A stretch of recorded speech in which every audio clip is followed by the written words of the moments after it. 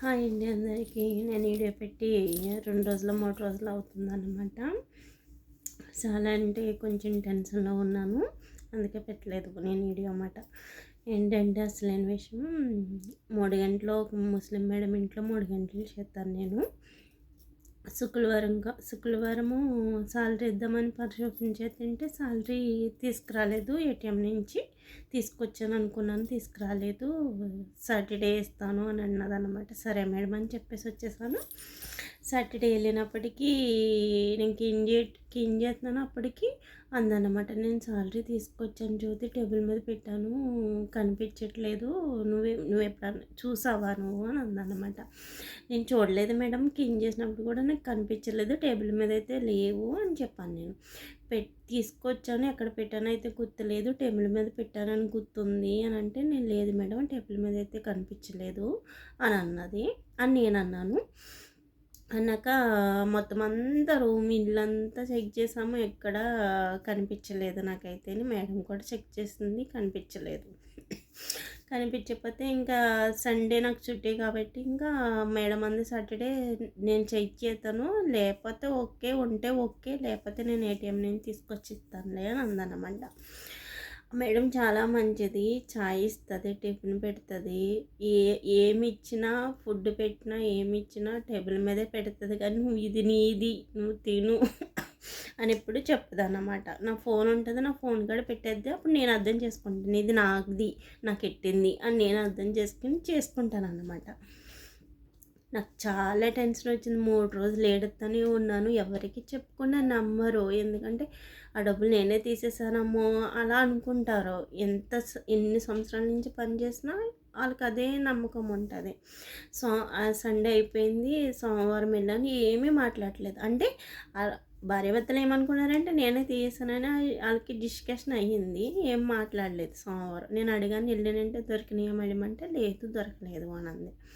అన్నాక నేను ఇంక అర్థం చేసుకుని ఇంక నేనే తీసేసుకున్నాను, ఇంక ఇవ్వదు సాలరీ అయితే ఇవ్వరు ఇంకా నాకు అని నేను ఫిక్స్ అయిపోయాను.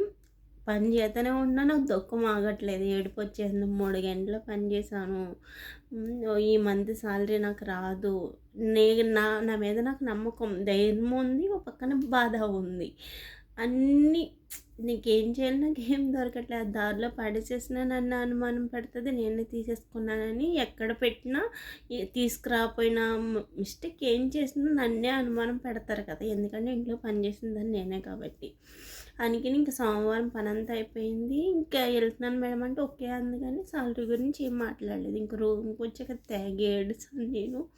ఇంకా నాకు సాలరీ ఇవ్వదు, నాకు అర్థమైపోయింది, ఇంకా నాకు సాలరీ ఇవ్వదు అనే ఫిక్స్ అయిపోయి 3 గంటల పని, నెలంతా కష్టపడ్డాను, సాలరీ ఇవ్వకపోతే ఇంకా ఏడుపే కదా, ఇంకేం మిగులుతుంది అని అలాగే అనుకుని ఏడుతున్నాను. ఇంకా తర్వాత ఏడుతూ ఉండి అలా కొంచెం కూర్చున్నాను, అంతే ఫోన్ చేసింది, జ్యోతి డబ్బులు దొరికినాయి అని.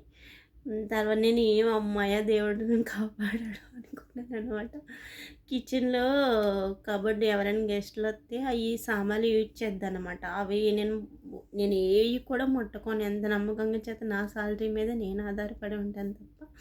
ఇంకా ఎగస్ట్రా ఇచ్చినా నేను అడుగుతాను, ఎందుకు మేడం ఎగస్ట్రా ఇచ్చారంటేనే నేను అడుగుతాను తప్ప నేను ఒక్క రూపాయి కోసం కూడా ఎక్స్పెక్ట్ చేయను ఇంట్లో నుంచి.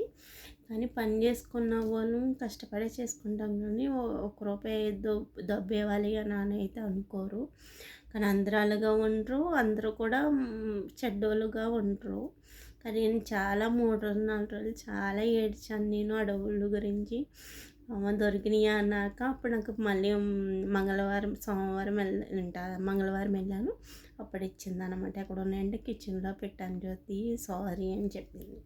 నేను అన్నాను అనమాట మేడం తోటి, ఇంకా మీరు దారిలో ఎక్కడ పడేసినా నన్నే అనుమానం పెడతారు మేడము అని అంటే, లేదు నీకు తెలుసు కదా నేను గమ్మున మర్చిపోతాను అని అంది.